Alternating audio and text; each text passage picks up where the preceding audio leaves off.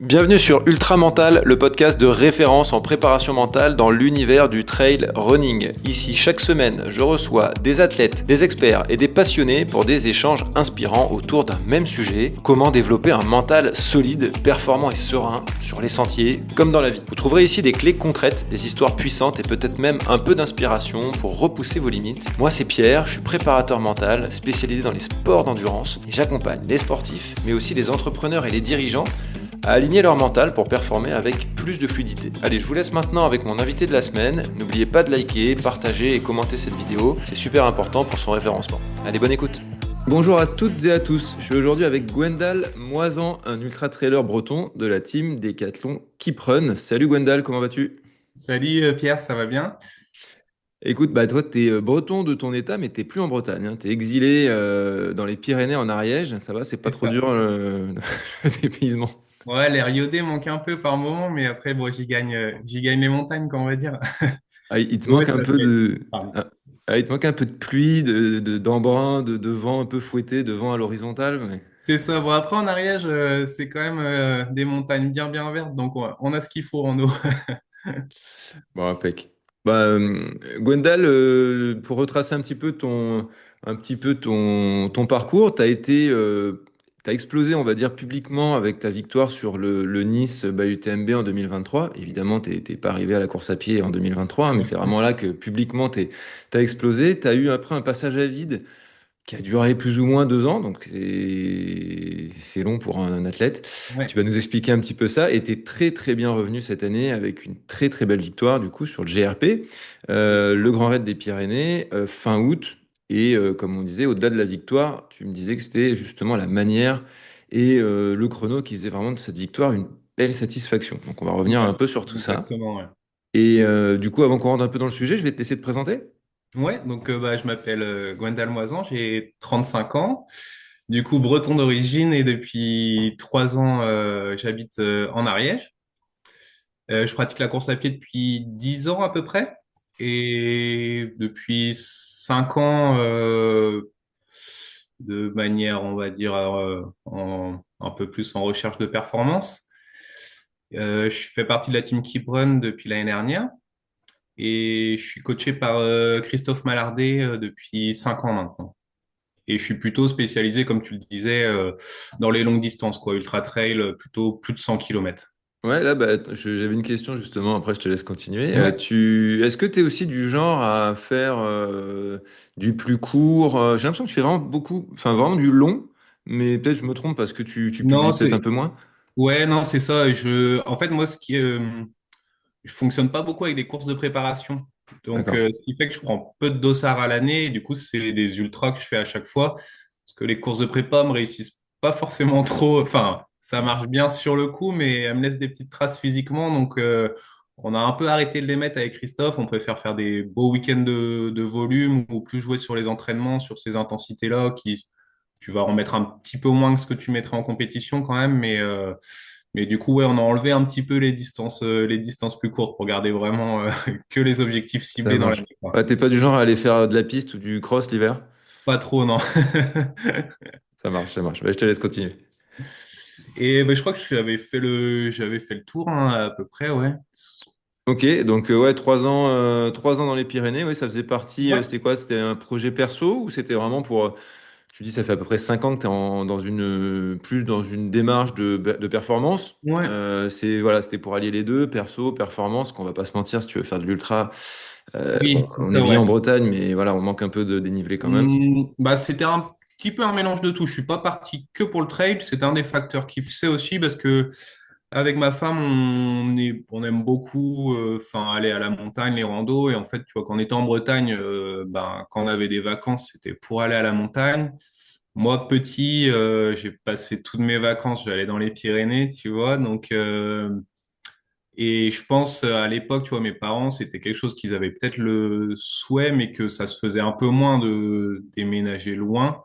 Mm. Et nous, on s'est dit, bah, tu vois, à 30 ans, bah, c'est un peu le moment. On était en fin de cycle dans nos boulots respectifs. On n'était pas propriétaire, on n'avait pas d'enfants. On s'est dit, bah, en fait, on peut le tenter, même si ça marche pas. on peut rentrer en Bretagne après. Enfin, c'est une expérience de vie. Et donc, c'est un peu comme ça que ça s'est fait, du coup. Ok, donc pas forcément envie de rentrer du coup, parce que t'es pas si mal, on n'est pas si mal que Ouais, ça. voilà, c'est ça, ouais. Pas pour le moment, en tout cas. Ça marche. Justement, tu me disais en préparant l'épisode, avant ce passage à vide, est-ce que tu peux un peu nous raconter, c'était assez linéaire, tu as eu une progression Ouais, assez linéaire, assez propre, et puis d'un coup, il y a eu l'après justement à gérer, mais avant c'est d'arriver ça. sur cette gestion du passage à vide, comment ça s'est passé justement cette progression pour arriver jusqu'à Nice 2023 où vraiment Ouais. tu performes, quoi. Moi, j'ai commencé un peu à courir par hasard. J'ai fait une formation d'éducateur sportif, mais j'ai les BPJEPS en activité physique pour tous et activité de la randonnée.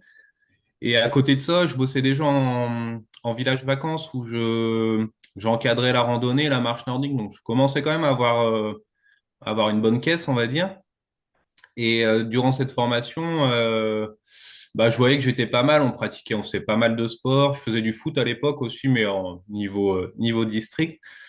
Et t'as pas mal de collègues qui avaient déjà fait des trails, des 10 bornes, qui me disaient, ouais, ce serait bien que tu cours, tu vois. Et puis de fil en aiguille, tu vois, j'ai commencé à faire quelques courses, me faire prendre au jeu un petit peu comme ça arrive Comme souvent, beaucoup, hein, tu ouais. vois, un 10 km, un semi, puis en fait plutôt sur le trail.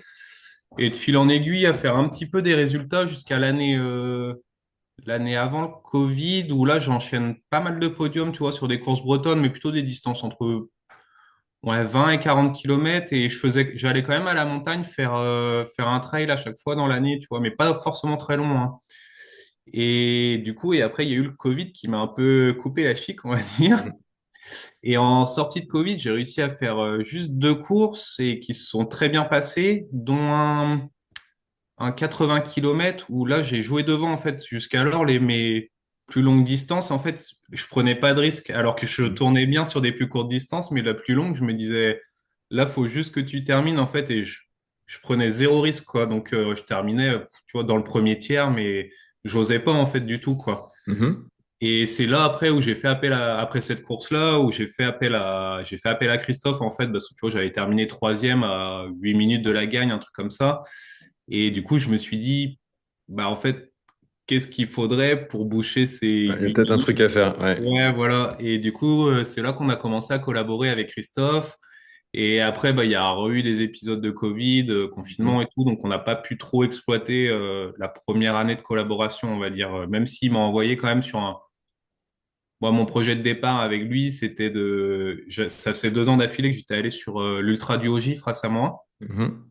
Et il faisait une nouvelle course, un 130 kilomètres, je crois. Et puis, bah, moi, un peu dans ce truc-là, justement, de cette course un peu à l'échalote de pas mal de trailers, c'est de vouloir augmenter tout le temps, tout le temps. Et puis, il me dit, bah, en fait, reste plutôt sur ce que tu as fait l'année dernière, le 90, et tu veux pas qu'on essaye de jouer quelque chose, quoi. Et au final, bah, j'arrive à faire podium sur cette course-là, tout en étant en Bretagne encore. Et c'est là que c'est un peu parti. Et après, j'ai eu 2 vraiment très belles années, même quand je déménage ici, où là, ça s'est vraiment bien enchaîné, j'ai enchaîné vraiment les victoires, les résultats sur des belles courses. Et puis même dans ma manière, dans ma démarche, en fait, avant de collaborer avec Christophe, je m'entraînais pas, en fait, je courais, tout simplement, quoi. Par Ah, moment, j'avais. c'est pas bien de nous dire ça, tu sais, Ouais, c'est dur. Et puis, j'imagine trop tes potes, ouais, tu devrais courir un peu, ça te ferait du bien. Et puis finalement, tu leur mets 20 minutes. Mais, ouais. ah Non, mais mince, tu t'as une vois, grosse caisse en fait. ouais, tu vois, j'avais pas de plan quand je partais courir, en fait, tu vois, je Ouais, ouais, partais, je vois puis, complètement, ouais. oh, allez, vas-y, si, je vais me faire quelques côtes, tu vois, je fais Mm, une côte, je fais 5 allers-retours, ouais. et là, tu vois, j'ai vraiment tout structuré, même au début, bah, j'avais jamais suivi un plan, donc il m'a envoyé le planning, tu vois, moi, j'étais là, je lui ai Ouais. envoyé des messages, donc ça veut dire que Ça veut faut que je dire quoi, tes fasse ça, acronymes comme ça, bizarres là? ouais. Et puis, ouais, ça s'est vraiment bien enchaîné, bah, jusqu'à Nice 2023, quoi. Du coup, c'était mon premier 100 miles aussi, donc on a mis un peu de temps à le construire, hein. On a mis 3 ans avant de se lancer sur la distance quand même, tu vois. Mm. On a pris le temps, même si on avait vu que j'avais les facultés pour aller sur Ultra, mais on a pris le temps pour bien construire cet objectif-là. Toi, c'était ton souhait de départ de toute façon, parce que à partir du moment où tu commences à courir, c'était t'avais envie d'aller vers ça, vers le 100 miles, ou tu t'es dit, tiens, 80, c'est pas mal. Après, tu te dis, bah, tiens, si je fais un peu plus, qu'est-ce que ça donne? Ou c'est par rapport à tes facultés que tu t'es dit, je m'exprimerai encore mieux sur du 100 miles? C'était un peu dans quel sens? Bah, quand tu commences, tu vois, même surtout sur les années un peu Covid, tu regardes les reportages et les reportages de trail, c'est quand même souvent sur Ouais. la longue distance. Ouais, la Diag, Donc, l'UTMB, ouais. c'est ça. Donc, j'avais quand même ces courses-là qui me font rêver. Mais après, j'étais conscient de y aller par étapes. En fait, j'ai jamais banalisé les distances, si tu veux, quoi. J'avais ce truc-là, pareil, de mon premier 100 km et ça a réussi à se faire comme ça. Je m'étais dit, enfin, quand j'ai commencé à courir, je sais pas si tu connais, le Bretagne Ultra Trail, tu vois, je Hum, m'étais dit, celui-là, il est parfait pour un premier 100 km et j'ai réussi à le caler en premier 100 km juste avant de déménager en Ariège, quoi. ok. Donc, Ah, tu vois, ça marche. mais ouais, de respecter les étapes, en fait, de jamais banaliser la distance, ça, c'est quand même quelque chose qui a été important. Puis, avec Christophe, ce qui est bien, c'est qu'on banalise pas le nombre de dossards à l'année non plus. C'est quand même des calendriers souvent raisonnés, quoi. Ouais. Bah, Christophe, je le connais pas personnellement, mais je le Oui. connais à travers les quelques interviews parce que c'est ponctuel, hein, c'est pas tous les jours Ouais. qui prend la parole. Mais oui, c'est que c'est pas un foufou, hein, il est plutôt raisonné et Mm. forcément si t'es bien accompagné justement pour construire quelque chose dans la durée et pas l'étoile filante qui dure un an et Voilà, c'est ça, qui crache quoi. exactement. Ok, et du coup, Nice by UTMB, ça se passe en très rapide, hein, la Ouais. course se passe comme tu l'espérais.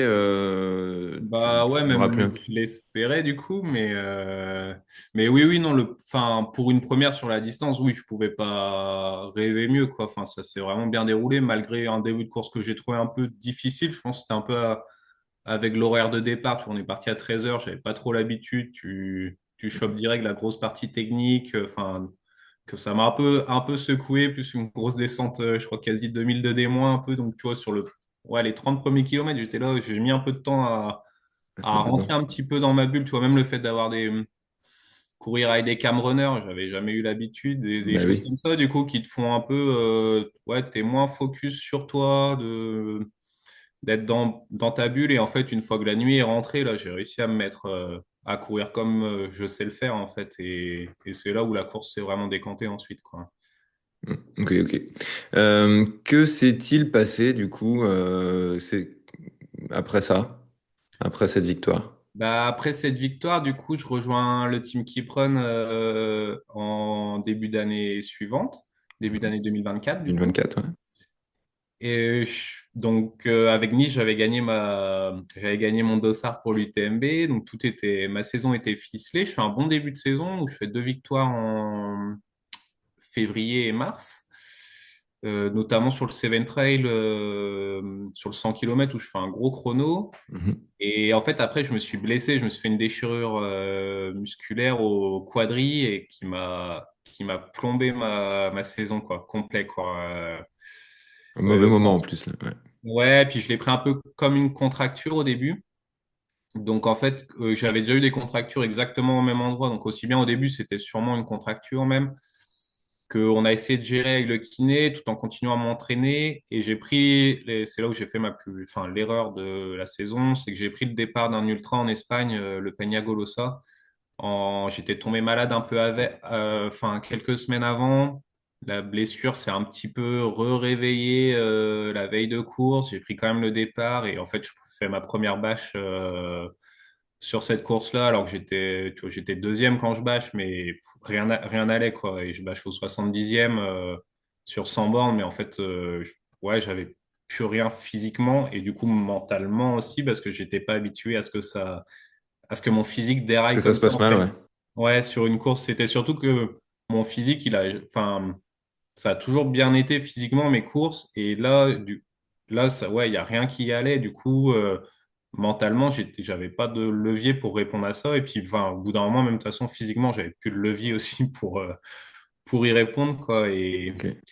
et du coup, là, après, on a fait les examens. Là, on a vu vraiment ce que c'était. Et bah, du coup, pas du TMB. J'ai réussi à reprendre en fin de saison dernière quand même sur l'endurance des Templiers. Et puis là, j'ai réussi à remettre en route comme il fallait cette année après, quoi. Ouais. On a bien Ok. rebossé cet hiver pour bien Ouais, refaire une belle base, une belle caisse, parce qu'en fait, finalement, en quelques mois, tu la perds, cette caisse-là. Je m'en suis rendu compte sur l'endurance des Templiers, tu vois, sur les 20 derniers kills, j'ai rarement fini un 100 bornes comme ça, où j'ai pioché vraiment musculairement, alors que ça m'était rarement arrivé, et qu'en fait, faut tout reconstruire, quoi. Donc, je m'en suis bien Ça rendu donne compte. quoi aux Templiers du coup? Je fais 5 sur, C'est quand même pas mal.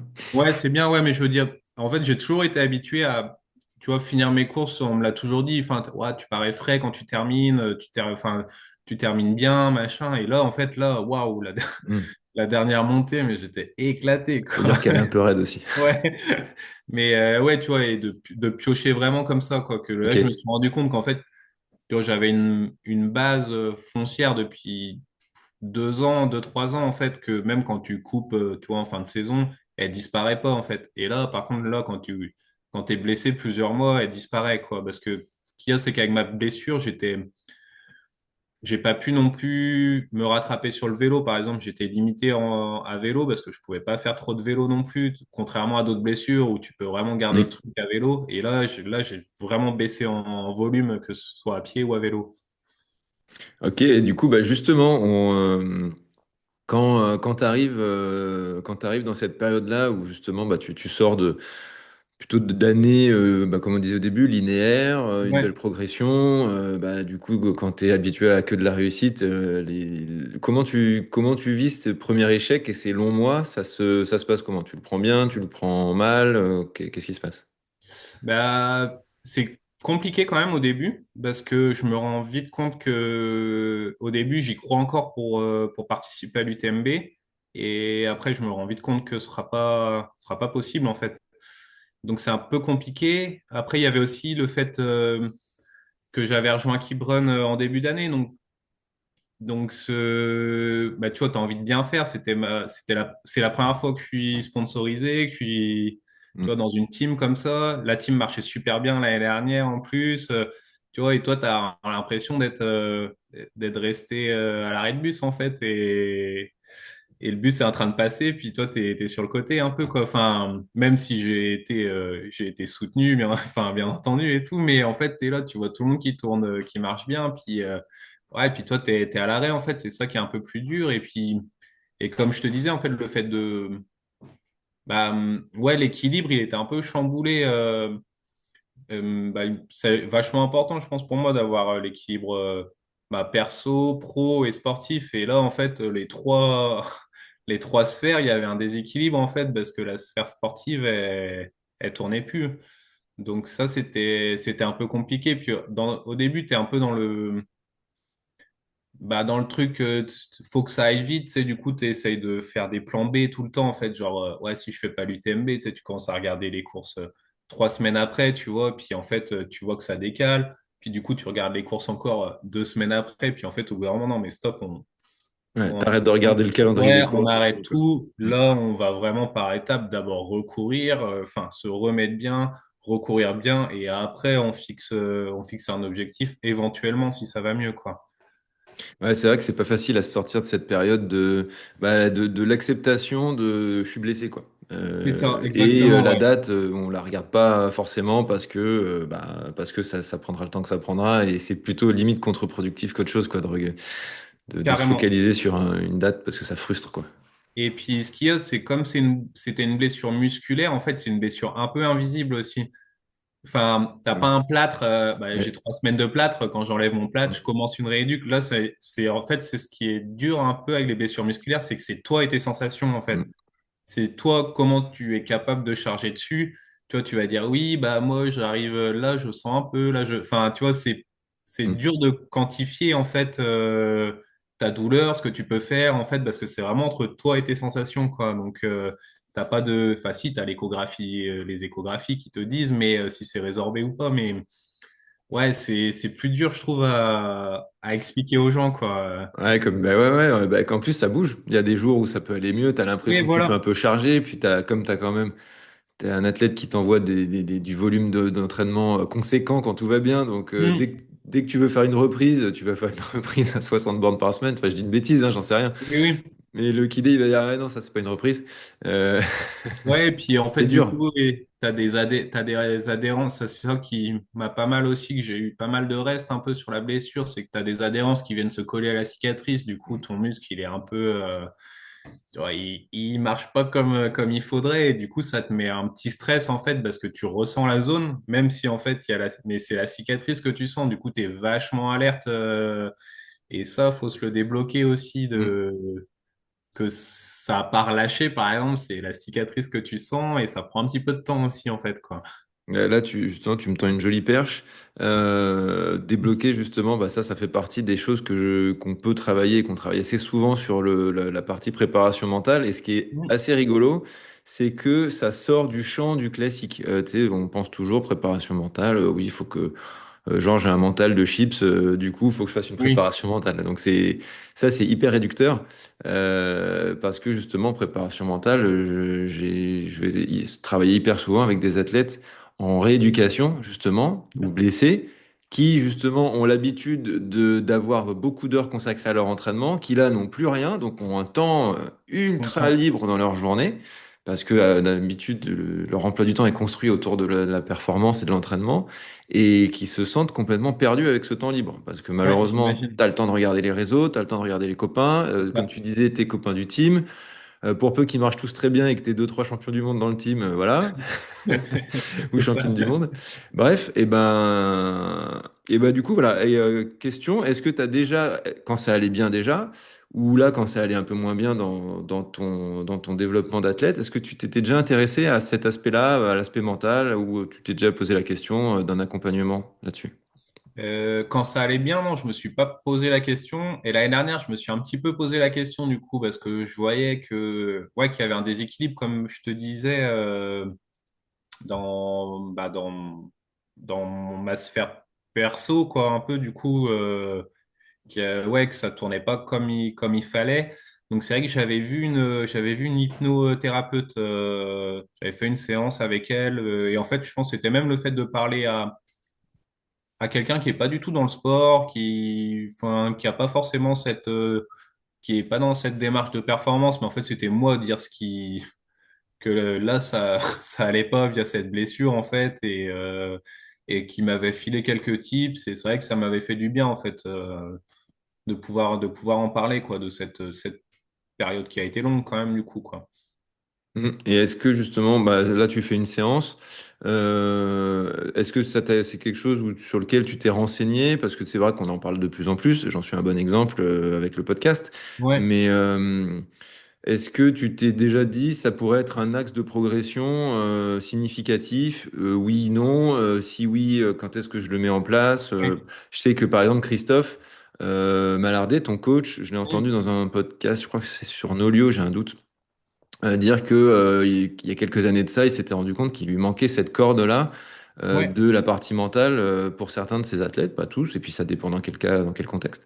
Et donc voilà, est-ce que tu en as parlé avec lui? Je sais Non, on pas. n'en a pas parlé forcément ensemble, c'est pas un aspect qu'on aborde, parce qu'en fait, quand ça marche, tu vois, c'est pas quelque chose que j'ai besoin, mais l'année dernière, c'est vrai que c'est peut-être quelque chose que j'aurais eu besoin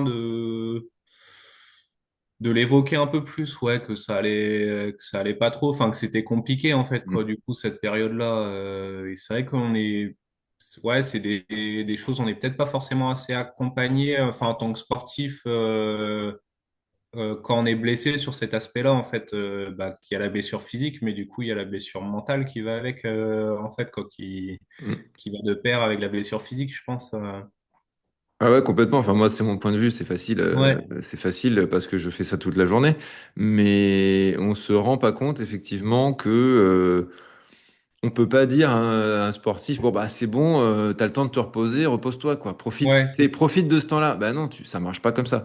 Parce, oui, parce que ton temps, il est calibré comme ça. Tu l'as très bien dit, tu as un équilibre de vie qui est construit autour de ça. Et quand tout se passe bien, quand c'est construit comme ça, bah, d'enlever un aussi gros morceau de ton équilibre, c'est énorme. C'est c'est juste, ça. t'enlèves un truc, vraiment un support, un support quoi, de ta vie. Donc, ouais, c'est une partie que je trouve assez méconnue et un peu dommage, mais on y arrive, de se dire, faut déjà éviter d'attendre d'être dans le mur pour se faire accompagner. C'est bien aussi de faire de la Mhm. prévention et d'être avant pour se dire, ah oui, quand ça, si ça peut arriver, j'ai les outils pour.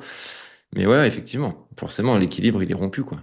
Bah, c'est ça, carrément, ouais. Et je pense que c'est pour ça que c'est important ouais, d'être préparé à ça. Moi, j'ai été pas assez préparé, en fait, pas assez préparé à ce que ma blessure dure aussi longtemps, en fait. Enfin, par exemple, quand je suis sorti avec le diagnostic, bah, tu sais, on te dit entre tant de semaines et tant de semaines. Donc, toi, tout de suite, tu vois le plus court Bien de sûr. ce qu'on te propose. Et t'imagines pas que bah moi c'est ce qui m'est arrivé, que j'ai fait une petite rechute dans l'été. Du coup bah tu doubles, c'est fois deux hein, le nombre de semaines du coup. Enfin donc ça ouais tu l'imagines pas et c'est pour ça que que pas que tu dérailles mais que t'es là à regarder ton calendrier de saison de base puis tu vas l'allonger jusqu'à je sais pas où tu sais parce que tu fais des plans B, des plans C, des plans D et puis en fait et à un moment faut faire reset en fait et être sur le moment présent et et de dire bah là stop on remet les choses à plat en fait quoi vraiment quoi de et enfin de voir où t'es à tel moment et en fait aller au jour le jour plutôt que d'aller voir à 3 semaines à 4 semaines en fait je pense que c'est vachement important. C'est clair. Et en plus, est-ce que toi, dans ton cas qui a un sponsor, t'as ça aussi dans la tête tu te dis, putain, si ça continue, je perds mon sponsor, comment... Ou est-ce Ben que de ce côté-là, tu avais été peut-être plus sécurisé? pas forcément mais en fait c'est vrai que c'était pas le fait de perdre un sponsor ou mais c'était plus en fait. Tu vois, quand j'ai gagné Nice, bah, ça fait 2 ans que tout allait bien et j'étais là. Rentrer dans une team, c'est quelque chose que j'avais envie en fait. Tu vois, c'était pas un objectif, enfin, tu vois, pas un objectif de carrière sportive ou quoi que ce soit, mais c'était une expérience que j'avais envie de vivre et en fait, je me disais, bah zut, enfin, c'est trop dommage en fait. Du coup, genre si ça tourne court à cause de cette blessure. Enfin, tu vois, j'étais là, ah, zut, enfin, un peu l'impression de passer à côté de ce truc-là que j'avais envie de vivre en fait quoi donc c'était ouais c'était plus ça qui me c'était enfin parce que on n'a pas enfin je ressentais pas de pression de compte à rendre de résultats tu vois j'ai été vraiment bien accompagné par Thierry le team manager mais Thierry Breuil, ouais. ouais c'est ça mais c'était plus que ouais c'est ce truc-là de toi t'as envie de rendre l'appareil aussi déjà aux sponsors qui t'ont fait confiance et de ouais et j'avais peur de louper l'expérience en fait c'était ça surtout quoi. Hmm. Ouais, mais ça peut venir de différentes manières, c'est pour ça que je te pose la question. Bon, alors, si tu es encore dans le team, donc si le team t'avait mis une grosse Oui, pression, tu me l'aurais pas forcément dit. C'était un peu maladroit comme question, mais j'allais plutôt aussi sur le côté, on est les premiers à se mettre la pression. c'est ça. Et c'est ce que ce que tu me dis là, c'est que même si voilà, t'as un team manager qui est très compréhensif et qui t'accompagne, et ben toi, tu as envie de rendre et tu as envie de dire, putain, je fais partie du team, j'ai ma Voilà, place, j'ai rien perdu. Bon, alors que bah, si, tu as perdu, forcément, ça fait c'est 6 mois que tu es à ça. l'arrêt.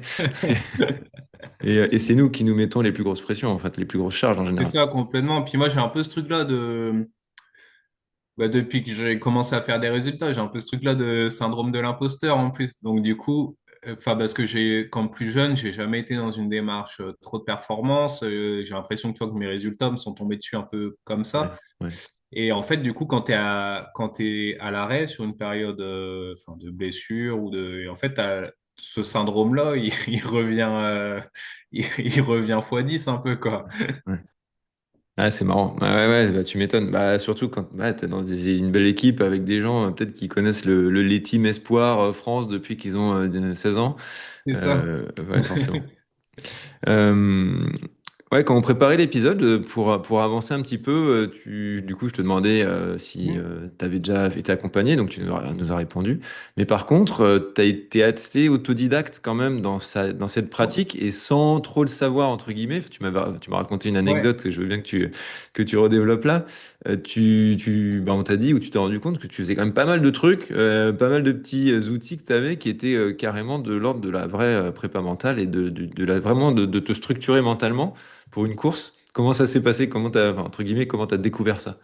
Non, bah, comme je te disais, c'était en préparant le Bourbon avec Clémentine Geoffrey que tu avais interviewé aussi. Là, on se Mhm. partageait un peu des tips.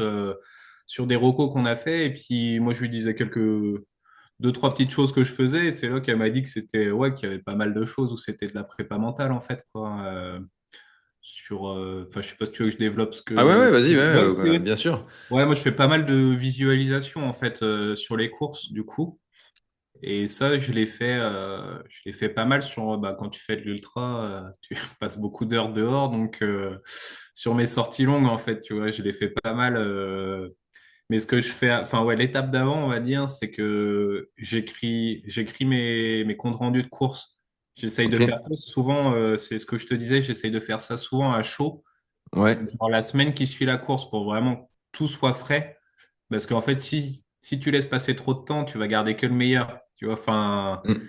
les mauvais souvenirs, tu vas les enlever et c'est important de tout mettre. Et ça, rien que de le retranscrire par écrit, tu vois, tu retranscris une course de 20 heures par écrit, tu vois, ça te fait quand même pas mal de choses à raconter.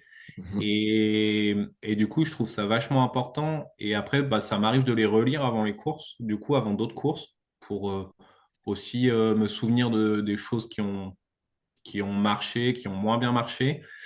Et c'est pareil. Et ça, du coup, quand je m'entraîne, ouais, j'ai beaucoup de visualisation. Sur des sorties longues, après, pareil, si tu vas faire bah, quand je fais des recos de parcours, du coup, bah, ça, pareil, j'y repense après en refaisant des sorties. Quand je fais mes recos, bah, tac, là, sur la course, je serai à tel moment dans la course là, on sera à 10 heures de course quand je serai là. Donc, je m'imagine des scénarios aussi, pas mal, tu vois, pour être, en fait, pour avoir toutes les possibilités, et tous les leviers possibles, dans mon sac un peu, quoi. J'avais une question sur sur l'écriture que tu fais. Mhm. Le travail d'écriture est hyper important. Et d'ailleurs, bah, si c'est avec Clémentine que tu en as parlé, elle fait un très très beau travail de ce côté-là, elle aussi. Et qu'est-ce que ça t'apporte? Enfin, je veux dire, il y a un côté introspectif, évidemment, tu poses sur papier des choses. Il y a un côté prise de conscience de Oui, comment ça s'est passé, parce que comme tu dis, on peut avoir, après une course, selon comment la course s'est passée, on va avoir des biais cognitifs qui vont nous faire soit enjoliver une course c'est ça. qu'on a éventuellement gagnée ou fait une très belle place, Ouais, alors qu'on a peut-être fait plein d'erreurs sur la course, mais les circonstances ont fait qu'on a c'est gagné. ça.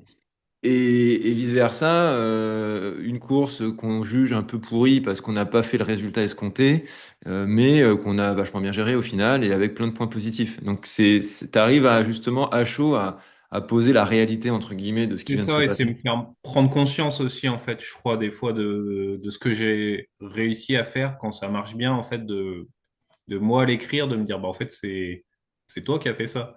Tu vois, c'est pas quelqu'un d'autre Là, c'est ou, mieux pour le syndrome de l'imposteur pour lui dire un peu stop. ouais, voilà, un petit peu, quoi. Ouais, Mm, ça, je pense que c'est important quand même. De, moi, j'aime bien le dire parce que, tu vois, je pense que c'est assez court les carrières sportives, faut en bien sûr. profiter. Et en fait, bah, comme je te disais, faut pas banaliser les distances, mais faut pas banaliser les victoires, en fait. Même, tu vois, si tu gagnes la course de ton village, bah, en fait, c'est une victoire. Alors, ce sera peut-être pas celle que les gens retiendront, mais peut-être à ce moment-là, tu vois, à ce moment-là de la saison où bah, en fait cette victoire-là, ça aura peut-être été un levier. En fait, elle aurait peut-être été vachement importante pour toi. Et du coup, c'est pour ça que ouais, faut pas banaliser ce genre de moment en fait, parce que ouais, ça peut s'arrêter aussi vite que ça vient. Donc c'est vachement important. Ah ouais, bah, franchement, t'as raison parce que quand on arrive à certains niveaux, qui n'est pas le mien, mais quand on arrive à un niveau où justement tu vas te confronter à de l'élite nationale, internationale, retourner peut-être faire une course de village, une course à saucisson, là, comme on les Mhm. aime, tu peux banaliser aussi justement de dire, tiens, j'ai gagné cette course, oui, mais bon, ça va. Bah, en fait, non, en fait, c'est hyper important, justement, dans la préparation, dans la construction de son mental, de pas du tout banaliser des bons moments, en fait. Et les bons C'est moments, il faut ça, les prendre parce exactement. on a vraiment tendance à mettre un point d'honneur à dramatiser les mauvais. Et Oui. ça, on le fait un peu naturellement, et à dire, ouais, non, mais c'est bon, c'est un peu le côté, je suis humble, quoi. Ouais, j'ai gagné, mais Mhm. ça va, je suis humble, machin. Alors que bah, ça n'empêche pas de profiter à fond de sa victoire, Ouais, c'est enfin de ça, sa ouais. victoire ou de ce qu'on a bien fait, quoi. Carrément, exactement. Ouais. Ouais, c'est important et franchement, ça fait partie des grandes, grandes bases de ce qu'on travaille beaucoup, justement, avec ça porte plein de noms, des programmations mentales de réussite, des renforcements positifs, tu vois. Là, on Ok. renforce quelque chose de positif et on va le travailler un peu par de la séance d'auto-hypnose ou des séances Ouais. de PNL, ou enfin, après, les noms, on s'en fout un peu, c'est toujours un petit peu la même chose. Mais l'idée, c'est d'ancrer en soi cognitivement le fait que tu as bien fait un truc et que tu sais le faire, que tu peux le reproduire un peu Exactement. comme quand tu auras besoin de le faire, tu vois. Et ça, c'est hyper important. Donc, ouais, hyper intéressant ce travail d'écriture. Et avant les Euh, courses, enfin, ça c'est pas vraiment de la, mais je soulage ma charge mentale au maximum aussi, en fait, tu vois, pour Quand pas, ça, j'ai pas entendu ouais, le début. avant les courses Ah aussi, oui, d'accord. en préparation, tu vois, je soulage vraiment ma charge mentale. Enfin, mes ravitaux, je les prépare vraiment assez tôt, tu vois. Enfin, je fais pas ça la veille de la course, mes temps de passage, mes choses comme ça, en fait, pour que, tu vois, dans les 2, 3 jours avant, j'ai pas trop de pollution. Enfin, que là, je sois vraiment focus que sur courir, en fait. Enfin, que l'à côté, tout ce qui est préparation, ce soit déjà fait en début de semaine. Si la course elle a lieu le samedi, bah, le mardi maximum, mes sacs, ils sont déjà faits avec mes ravitaux, enfin, sauf les boissons et tout. Mm. Mais je sais déjà mes temps de passage, le parcours, je le connais. Tu vois, mes estimations, j'essaye de les retenir par cœur aussi. Enfin, tu vois, c'est des choses que j'essaye de faire vraiment en amont pour pas être la veille. Tu vois, pour que ouais, ce soit allégé au maximum la veille de course, en fait, sur ce côté-là, quoi. Ouais, bon, encore une fois, évidemment, ça c'est quelque chose qui est hyper important et bah, pour se soulager tout simplement quoi. C'est Parce ça, que carrément. il y a plein de modèles, j'en parle à chaque fois, mais je parle toujours du modèle de Guillaume Millet, de la chasse d'eau où il a vraiment modélisé cette charge Oui, mentale et en fait le système nerveux ne fait aucune différence comment dire, de la provenance de cette charge, que ce soit une charge liée à ton boulot, à ta famille, à ta vie perso, pro, à un souci personnel. On s'en fout, ça va tout au même endroit, entre guillemets, et ça vient juste rajouter une charge, et du coup, c'est toujours quelque chose en trop, entre guillemets, c'est ça, avant d'aller se faire une carrément. course et d'être frais, comme on dit. Frais, en général, quand on est très, très frais mentalement, on est aussi très frais physiquement. Ouais.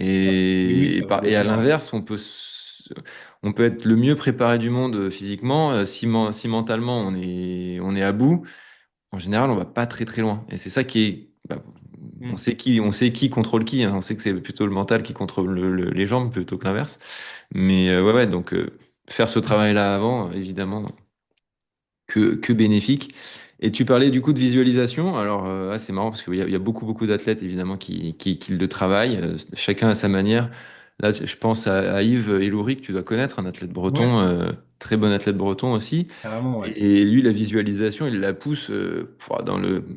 J'invite les gens à aller écouter l'interview que j'ai faite, mais il la pousse très loin, quoi. Il va sur Google, quand il connaît pas l'endroit, il fait du Google Street View et il essaye de Ok, voir les carrefours de chemin où ça peut passer au bord d'une route pour le visualiser, pour l'intégrer et tout. d'accord, ok, ouais. Et il se fait toute une démarche de course avec ses temps, comment il serait là, comment il serait là.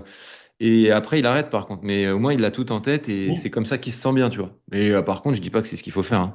C'est juste que c'est des exemples Oui, oui, où, voilà, l'athlète fait ce qui le soulage. Et il y a d'autres athlètes, ça sera c'est complètement l'inverse. Je veux pas savoir. Moi, je c'est kiffe ça. quand je pars dans l'inconnu. C'est comme ça que j'adore, quoi.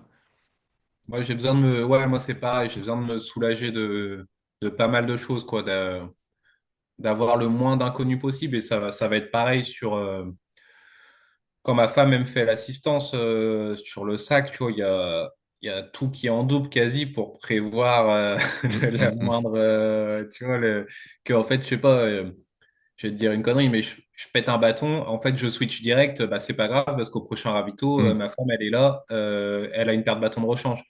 Tu vois, c'est mm. juste pour, comme ça, je me laisse pas envahir avec quelque chose, avec des pensées négatives. J'arrive à switcher direct et je reste focus dans ce que je sais faire du coup, quoi. Et ce que j'ai à faire surtout, en fait, je pense. Est-ce que t'as identifié aujourd'hui que ça pourrait être, ou pas du tout, hein, là, il y a vraiment il y a pas de bonne réponse, un levier de progression pour toi, un accompagnement là-dessus, ou justement pas du tout? Je pense que ça pourrait peut-être être justement du fait que je prenne vraiment pas beaucoup de dossards à l'année, tu vois, trois ou quatre. Donc Ouais, des fois, les périodes entre les compétitions, elles sont longues et c'est là où le syndrome de l'imposteur peut revenir un petit peu ou des choses comme ça. d'accord, ok. Mais du coup, peut-être en milieu de prépa, d'être rassuré. Mais ça, on le fait avec Christophe un peu, mais c'est des fois d'être rassuré sur où j'en suis et ce que je fais et ce que je vaux à ce moment-là, en fait.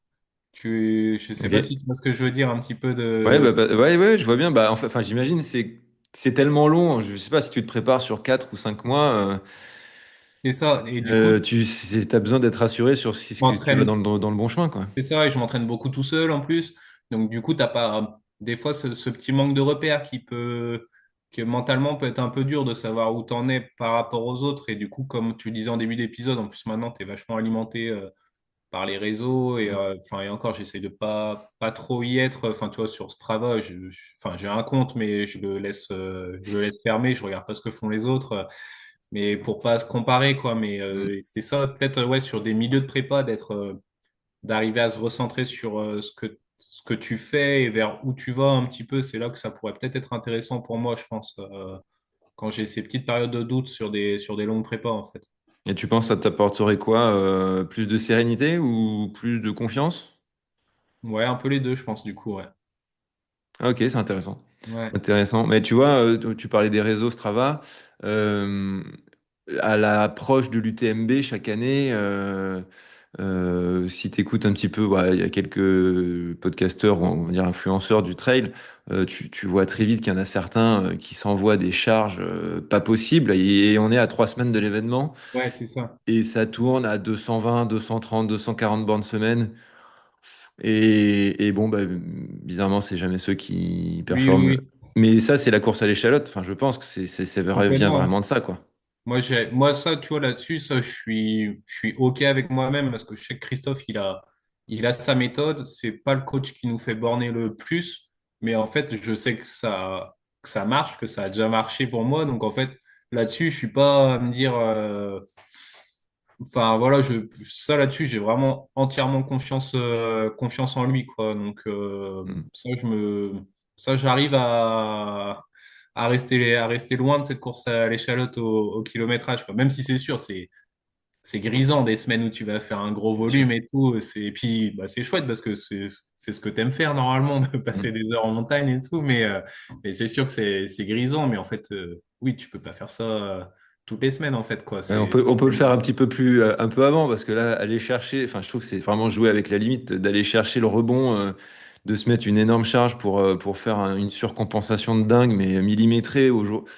C'est risqué, quoi. Enfin, t'es vraiment dans le risque, Ouais, surtout complètement, ouais. sur un ultra, quoi. Tu sais qu'il faut plutôt arriver avec un peu plus de fraîcheur qu'un C'est peu moins, ça. quoi.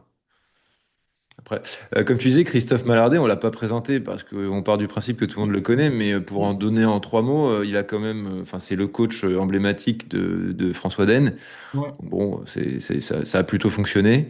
Il a eu Thibaut aussi, Barognan, où Oui, oui, il il a coach Thibaut. Thibaut et Camille Bruyas aussi, tu vois, dans les. Camille Bruyas qui fait deuxième de Ouais. l'UTMB l'année Mhm. dernière, à même pas 20 minutes, une demi-heure de Roadcroft. C'est Ouais, c'est correct aussi, ça reste des beaux athlètes. Ok, donc ça place un petit peu, ouais, tu peux placer ta confiance sans trop de soucis, quoi. c'est ça. Ok, bah écoute, on arrive gentiment à la fin de l'épisode. Qu'est-ce que tu as de prévu pour... Alors, est-ce que tu as quelque chose là cette fin de saison? Non, parce que du coup, comme je te disais, enfin, quand on a préparé l'épisode, là, je me suis cassé les côtes sur le trail de Bourbon. Oui, on n'en a pas parlé, mais oui, Ouais, effectivement, t'es allé avec une belle forme. T'étais en ouais, forme. c'est ça, ouais. Et je suis tombé au 30e kilomètre à peu près. J'ai fait une grosse chute et donc je me suis cassé deux côtes. Aïe. Donc là, c'est fin de saison, on se remet bien et puis non, et puis bah, l'année prochaine, du coup, la course de printemps, elle n'est pas encore complètement arrêtée. Ce sera peut-être une course du nouveau circuit de la Ligue Ultra, là, la Western Azuréenne sur le 100 km. D'accord. Et ensuite, je vais faire le Val d'Aran que j'avais pas pu faire cette année comme j'étais tombé malade quelques semaines avant. Et la Diagonale des Fous, du coup. Ok. Donc retour à la Réunion quand même. Ah ouais, bah oui. Ok, ok, beau programme. J'espère que Mm. tu pourras passer tout ça tranquillement. Ouais. Bah ouais, on n'en a pas parlé, je m'étais noté un petit mot. Est-ce que t'es chez Keeprun, mais t'es du coup professionnel à 100% ou tu travailles à Non, pas du côté? tout, Comment? non. Non, non, moi je travaille à 100% à côté, je suis facteur à D'accord. côté là, ouais. Et est-ce que tu as déjà eu enfin, ou tu as déjà sollicité du monde pour réussir?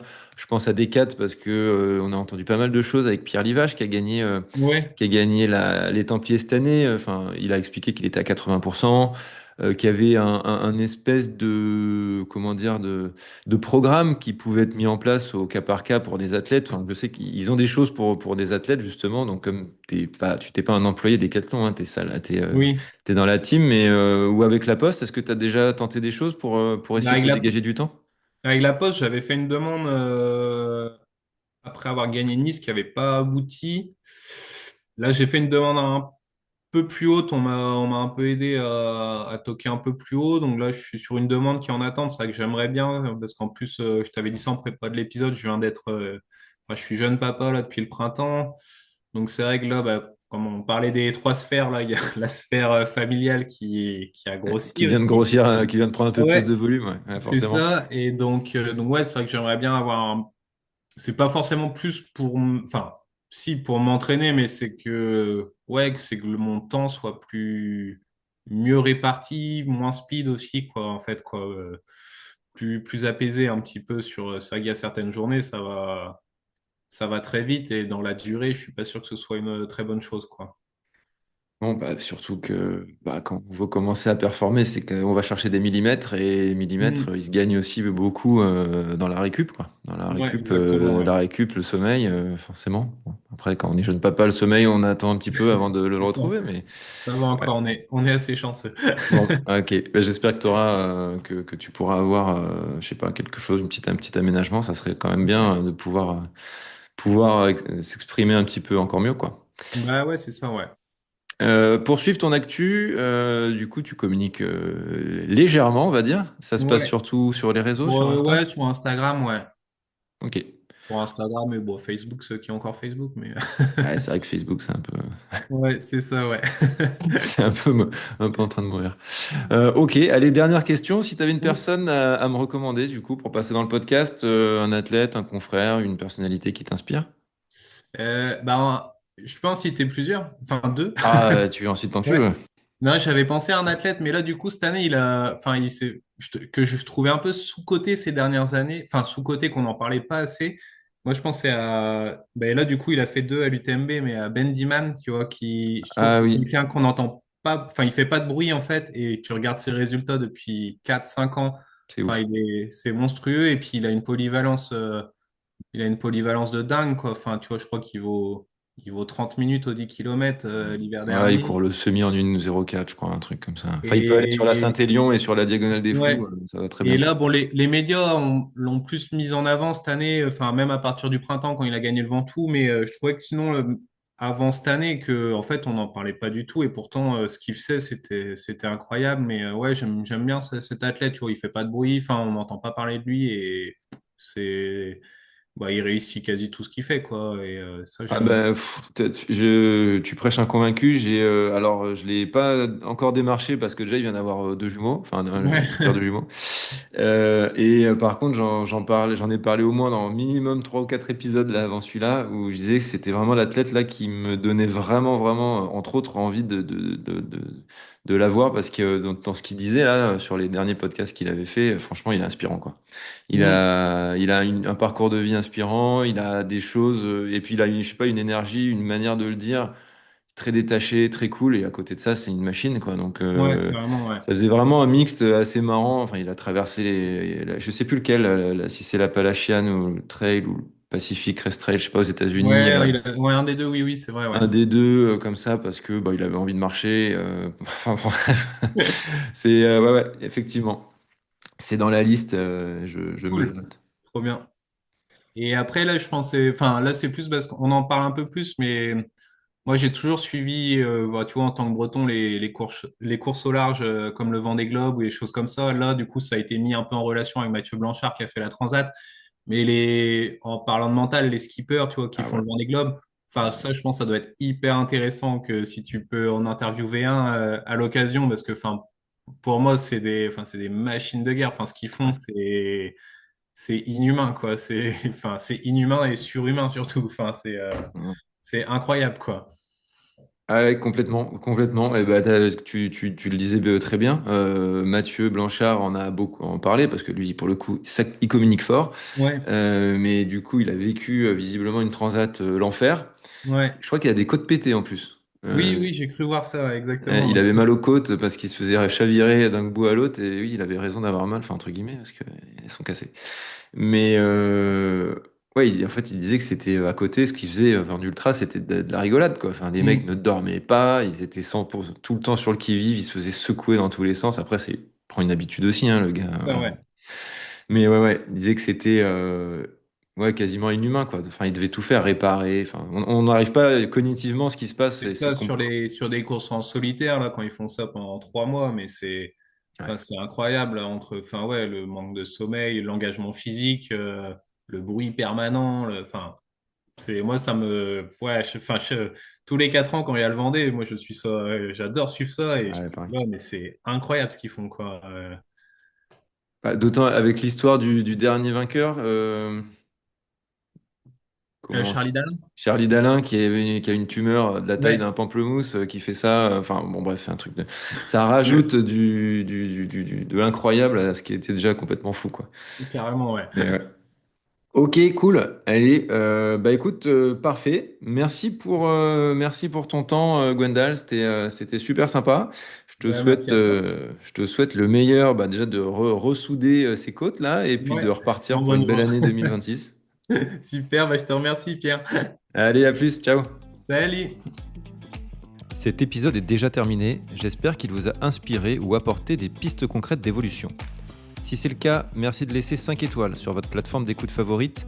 C'est un geste simple mais tellement important pour soutenir ce travail indépendant et continuer de vous proposer des invités de qualité. Si vous souhaitez aller plus loin et optimiser votre préparation mentale, contactez-moi directement via mes différents canaux. Le premier entretien découverte est gratuit. Pour suivre mon actualité, je vous donne rendez-vous sur Instagram et LinkedIn. À la semaine prochaine dans un prochain épisode d'Ultra Mental.